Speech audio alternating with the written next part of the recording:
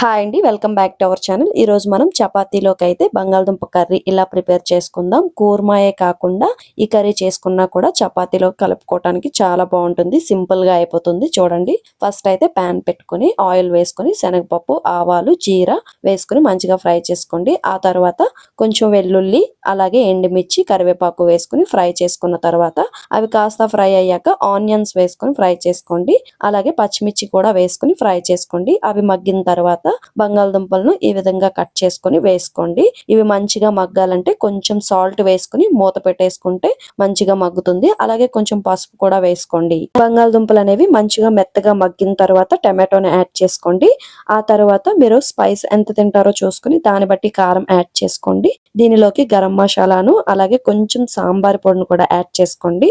ఇప్పుడు వాటర్ని యాడ్ చేసుకుని ఇంకొక 2 minutes కుక్ చేసుకుని స్టవ్ ఆఫ్ చేసుకుంటే వేడివేడిగా కర్రీ రెడీ అవుతుంది.